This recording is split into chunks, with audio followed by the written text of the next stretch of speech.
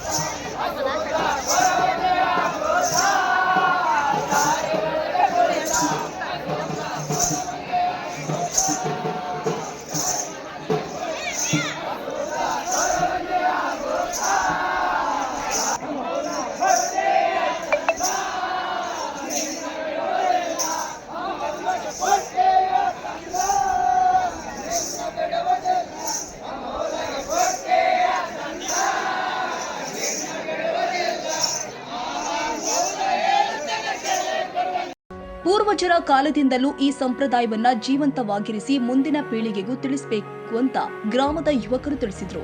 ಗಂಧ ಅಂದು ಆಚರಿಸುವ ಮೌಲಾಲಿ ತಾತನ ಮೂರ್ತಿಯ ಉತ್ಸವ ನೋಡಲೆಂದು ಗ್ರಾಮದವರು ಮಾತ್ರವಲ್ಲದೆ ಪಕ್ಕದ ಗ್ರಾಮಗಳಿಂದಲೂ ಭಕ್ತರು ಆಗಮಿಸಿದ್ರು. ಬಂದಂತಹ ಭಕ್ತರಿಗೆ ಬೆಲ್ಲದ ಪಾನಕ ಹಾಗೆಯೇ ಪ್ರಸಾದ ಸೇವೆ ಭಕ್ತರಿಂದ ಜರುಗಿದೆ. ಮೊಹರಂ ಹಬ್ಬದ ನಿಮಿತ್ತವಾಗಿ ಎಲ್ಲ ಜನಾಂಗದವರು ಸೇರಿ 5 ಮಸೀದಿಗಳಲ್ಲಿ ಪೀರಲ್ಲ ದೇವರುಗಳನ್ನ ಪ್ರತಿಷ್ಠಾಪಿಸಿ ಭಕ್ತಿಯಿಂದ ಪೂಜೆ ಸಲ್ಲಿಸಿದ್ರು. Honnurappa Siruguppa, TV 24 news.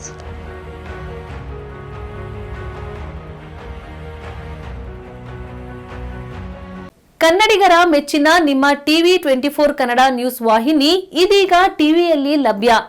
ಕರ್ನಾಟಕ ಮತ್ತು ದೇಶ ವಿದೇಶದ 360 ಡಿಗ್ರಿ ಸುದ್ದಿ ಹಾಗೂ ಉತ್ತರ ಕರ್ನಾಟಕ, ಬೆಳಗಾವಿ, ಬಾಗಲಕೋಟೆ, ಧಾರವಾಡ, ಹಾವೇರಿ, ಗದಗ, ಬಿಜಾಪುರ ಜಿಲ್ಲೆಯ ಕ್ಷಣ ಕ್ಷಣದ ವಿವರವನ್ನ ಪಡೆಯುವುದಕ್ಕೆ ಟಿವಿ 24 ಕನ್ನಡ ನ್ಯೂಸ್ ವಾಹಿನಿಯನ್ನ ಲೈಕ್ ಮಾಡಿ, ವಿಡಿಯೋಗಳನ್ನ ಶೇರ್ ಮಾಡಿ, ಕಮೆಂಟ್ ಮಾಡುವ ಮೂಲಕ ನಮ್ಮ ವಾಹಿನಿಗೆ ಸಹಕಾರ ನೀಡಿ ಮತ್ತು ಚಾನೆಲ್ ಅನ್ನ ಸಬ್ಸ್ಕ್ರೈಬ್ ಮಾಡಿ. Thank you.